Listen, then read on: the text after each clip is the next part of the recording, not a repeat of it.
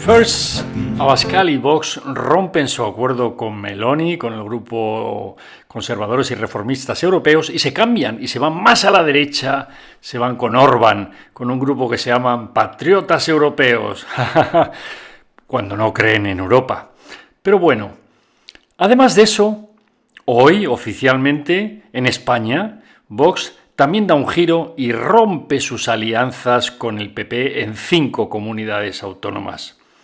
¿Por qué hace esto Vox? No es por razones éticas, como veremos. No es por razones políticas, como también veremos. La explicación es simple y profunda. Follow the money. Hay que seguir el dinero. Es curioso porque el 347, el número de menas que Vox se resiste a aceptar, es exactamente el mismo número de la declaración de Hacienda que Macarena les decía que debían presentar para explicar dónde habían ido a parar los 11 millones de euros que Vox había desviado a disenso y de los que no se había vuelto a saber nada. El dinero, y no otra cosa, es lo que explican este movimiento de Vox. Y hoy en nuestro episodio lo vemos en detalle. No os lo perdáis. Hola, librepensadores. Estamos en verano. No es fácil seguir haciendo un capítulo cada día. Quizá este mes de julio haremos menos y en agosto ya veremos. Pero hoy sí que nos hemos detenido a analizar qué está pasando a la derecha de la derecha, tanto en España como en Europa. Y lo que está a la derecha de la derecha, pues se le puede llamar metaderecha o ultraderecha. Simplemente lo que está más allá de la derecha, que sería el PP. Lo mismo, evidentemente, puede decirse a la izquierda. Lo que está más allá de la izquierda del PSOE, pues sería la ultraizquierda. O sea que nada de acritud por llamar ultraderecha. El tema de conversación son la situación de los menas en España y la decisión de Vox de romper sus acuerdos con el PP en 5 comunidades autónomas donde gobernaban juntos. Vamos, como siempre, en este capítulo a compartir con vosotros los datos y los hechos irrefutables, simplemente, que no tienen componente ideológico. Vamos allá. Se estima que hay en España, en la península y en las islas, unos 13.000 menas, menores extranjeros no acompañados. De estos, la mitad, grosso modo, están en Canarias. Evidentemente, la situación en Canarias es poco sostenible, tienen demasiados menas y aparte los distintos ministerios pues no colaboran lo suficiente para darles una acogida decente, buena alimentación, buenas casas y que se puedan integrar con normalidad. Por tanto, el gobierno, siguiendo el sentido común, quiere recolocar parte de estos 6.000 en el resto de España. Y va a empezar con una operación con un número pequeñísimo de menores, de 347, nada menos. Luego veremos que este número casualmente es el número mágico del que hablaba Macarena Olona. Luego vamos a ver la conexión de los menas con el dinero y con Vox. A raíz de que el PP ha llegado a un acuerdo para aceptar en torno a 20, 30 menores no acompañados, niñas, niños, algunos adolescentes en alguna de las comunidades del PP, Vox ha dicho que si esto ocurría romperían con el PP. Por 20 menas, cuando tenemos miles de otros problemas en las comunidades autónomas, pero parece ser que 20 niños y niñas y algún adolescente, como Vox los llama, pues ladrones, violadores, asaltadores, pues son un problema existencial.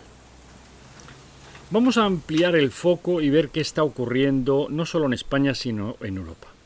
Bueno, en Europa acabamos de tener elecciones generales y hemos visto que a la derecha de la derecha, lo que sería el Grupo Popular Europeo, el PP, surgen una serie de partidos ultras en los distintos países que se reorganizan en 3 bloques, es decir, hay 3 ultraderechas.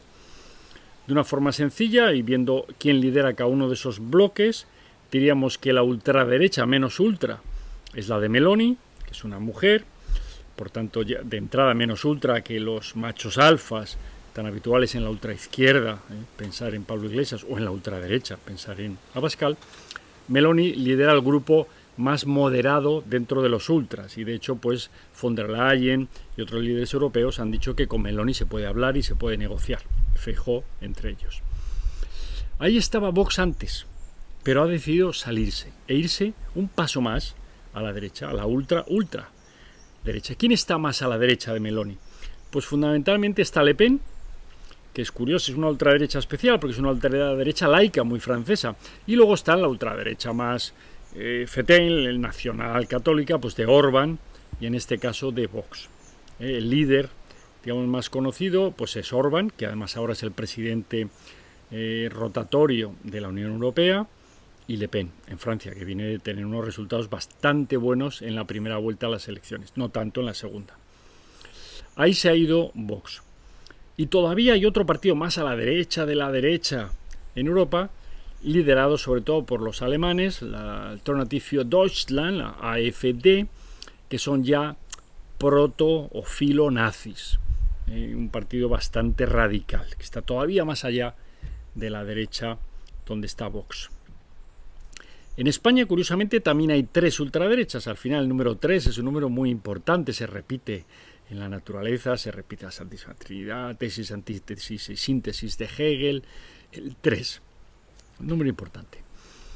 Pues hay 3 ultraderechas también en España. Tenemos la ultraderecha de Vox, habitual. Ha surgido Alvise con fuerza. Hoy han salido los datos del CIS que todavía no hemos podido analizar, pero quizá la semana que viene os lo comentaremos. Está Alvise. Y luego está la ultraderecha nacionalista regionalista. En España, como somos así, pues encima tenemos ultraderechas separatistas.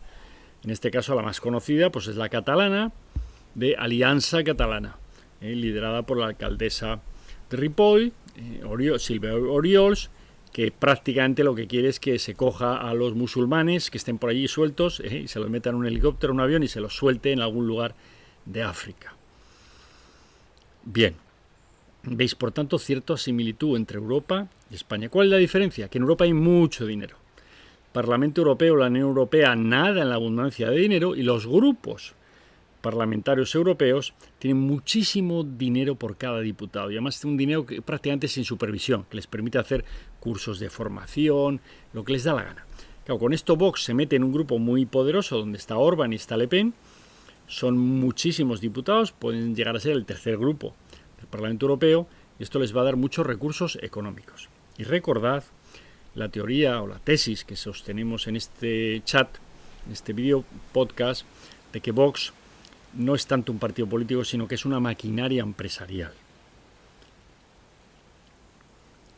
Y de ahí viene lo divertido de este número 347. No sé si lo han hecho a propósito los estrategas del PSOE, pero 347 es un documento voluntario también de Hacienda que si eres una fundación puedes declarar tu 347 y enseñarlo, y es donde detallas cada una de tus partidas de gasto a dónde han ido a parar. Macarena denunciaba que Vox se había hecho con 11 millones de euros que eran del partido y se los pasó a la fundación, a Disenso es la fundación de Vox. Curiosamente, Abascal es presidente vitalicio de Disenso. No se conoce ningún caso igual en la historia de España que un presidente de partido se haga presidente de la fundación y además vitalicio. Y esta fundación se ha llevado muchos millones de euros y no se sabe a dónde han ido a parar. Vox evidentemente dice que eso lo ha hecho por España, por el partido, pero no ha dado el detalle. Y ese documento sería el 347. Curiosamente el mismo número de menas que ahora el gobierno decide pasar a las comunidades autónomas y que las comunidades autónomas del PP han dicho que están de acuerdo, que ok, y Vox rompe. A partir de ahí el análisis. ¿Por qué hace esto Vox? ¿Es un movimiento inteligente que beneficia a los intereses de Vox y de sus votantes y de España? ¿Es un movimiento absurdo? ¿Es un movimiento coherente con sus valores? ¿O es un movimiento absolutamente incoherente con sus valores? Y esta sería la segunda parte del análisis. Conocemos que en Vox hay mucha gente, sobre todo en la organización de OIR y gente religiosa, que está en Vox, evidentemente no todos, porque les parece que el PP no defiende suficientemente bien los principios del derecho natural, de la Iglesia Católica, etc. Vox, como sabéis, defendía y defiende que la vida humana es sagrada desde el primer momento de la concepción. Pero ha empezado la deriva de Vox, no solo por el tema económico, sino también por el tema ideológico. Y me explico. Se han echado los brazos de Le Pen que ha votado a favor de que el aborto sea un derecho constitucional en Francia. Imaginaros, Vox ya todo vale. Pero es que ahora además se vuelven absolutamente talibanes o radicales con no acoger en las comunidades autónomas 20 o 30 menores no acompañados. ¿Qué es lo que pretenden? ¿Que estén todos hacinados pésimamente en Canarias? ¿Vox no defiende la unidad de España? Si hay unidad en España, lo lógico es que los menas que llegan a España y que están regulados por una ley europea se distribuyan de una forma proporcional, en función de los recursos, etcétera, por todo el territorio nacional. Esto sería lo coherente en un partido de derechas que defiende la unidad de España. Evidentemente, si eres Junts o eres un separatista catalán, dices que se queden todos en Canarias, que no es tu problema, que tu país es Cataluña. Eso tendría coherencia, siendo un separatista catalán. Pero si eres Vox, no tiene ninguna coherencia desde el punto de vista político, porque habría que repartir por igual por todos los territorios, ni desde el punto de vista moral. Muchos de estos menas son niños y niñas absolutamente desvalidos, algunos con tragedias terribles, algunos que han visto cómo sus padres morían en los cayucos en los que llegaban a Canarias, miles de kilómetros navegando, en condiciones infrahumanas, viendo cómo morían en los cayucos, los adultos, cómo los echaban por la borda al mar. Imaginaos los traumas. Pues estos son los niños y niñas que tendremos que hacer algo con ellos. Que nos diga Vox qué quieren hacer. Lo que han dicho de momento es que no los quieren en las comunidades autónomas que ellos gobiernan con el PP. Finalizar, nos olvidamos de la moral, nos olvidamos de la ética, nos olvidamos de los principios y valores y vamos simplemente al interés político. ¿Qué hay detrás de este movimiento de Vox? Seguramente dos cosas. Por un lado, se estarán dando cuenta que estar de segundones en una comunidad autónoma a la larga, salvo que el líder de la comunidad autónoma cometa fallos garrafales, a ti, segundón, te va dejando en un rincón y por tanto cada vez tienes menos relevancia política. Esto pasó ya con Ciudadanos y ha pasado en general en Europa con muchos partidos que participan como minoría en un gobierno. No es una buena posición, salvo, insisto, que falle la mayoría, entonces estás ahí al quite. Por tanto, quizá Vox estaba buscando una excusa para salirse y poder hacer una oposición directa contra el PP, pero sobre todo, en nuestra opinión, responde a esa boda que Vox ha hecho de casarse absolutamente con la derecha que está más a la derecha, no ya del PP, sino de Meloni.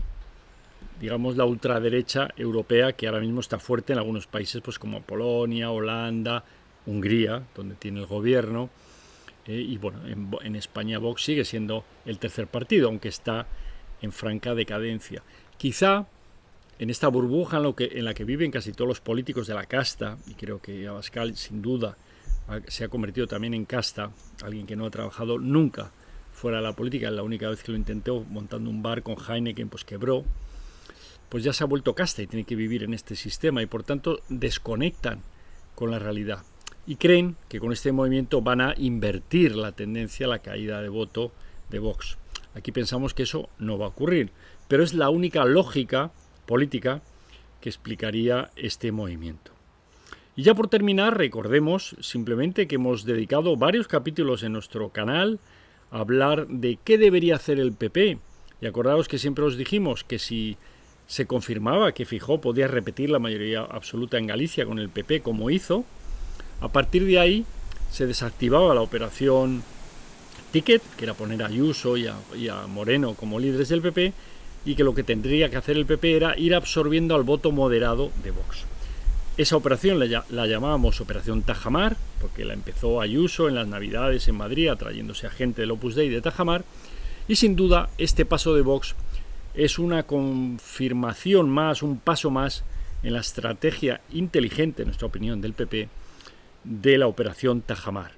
Poco a poco, el votante que se fue del PP a Vox, moderado, quizá movido por intereses éticos, se da cuenta de que Vox se está yendo más al monte, más a la derecha, y que el espíritu tranquilo, moderado, gallego, de Feijóo le puede encajar más para su decisión electoral en las próximas elecciones. Por tanto, pensamos que la operación Tajamar continúa, que Feijóo, igual que Ayuso y otros líderes del PP, lo están haciendo razonablemente con inteligencia y poco a poco están absorbiendo el voto moderado ultra que se fue a Vox y que puede volver al PP. Estos hemos contado, libre pensadores, espero que os haya gustado, podéis suscribiros al canal, recordad que en julio seguiremos haciendo algunos podcast, pero quizá no todos los días. Y aquí seguimos, librepensadores. Hasta el próximo episodio.